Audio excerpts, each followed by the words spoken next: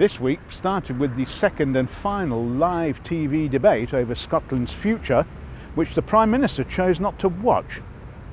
Meanwhile, Boris Johnson put us all out of our misery and announced the parliamentary seat he hopes will bring him back to Westminster.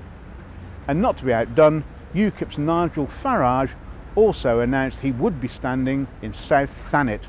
3 weeks ago, the live TV debate between Scotland's First Minister Alex Salmond and the leader of the anti-independence campaign, Labour's Alistair Darling, focused on what Plan B the Nationalists had if London refused to let them use the pound.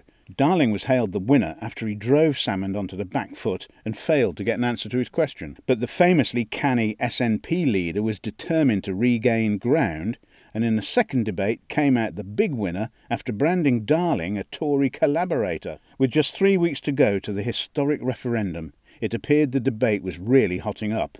However, the Prime Minister decided against watching it live from his holiday retreat in Cornwall, preferring to read news reports and watch the highlights. Typical of the Tories, who don't really give a fig for Scotland, came the predictable response from north of the border. London Mayor Boris Johnson surprised absolutely no one by announcing he would bid to be the Tory candidate for the safe seat of Uxbridge. Ever since the sitting MP Sir John Randall announced he was standing down in 2015, the speculation's been that Boris was being lined up for the seat, which gave the Tories a healthy 11,000 majority at the last election. One opinion poll by Lord Ashcroft showed Boris would actually improve on that and win the Tories an extra 10% of the vote.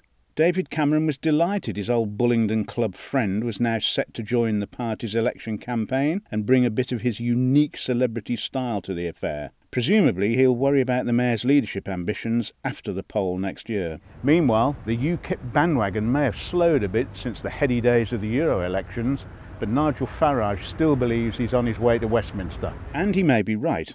He has chosen a seat which the Tories hold with a majority of less than 8,000, and is in an area where his party has made real inroads of late. He will certainly hope to improve on the meagre 2,000 votes he polled when he last stood in the same seat, but that was back in 2005 and plenty has changed since then. Like Boris Johnson, nothing his opponents have chucked at him has ever stuck. These two have become the untouchables of British politics, and Westminster is beckoning.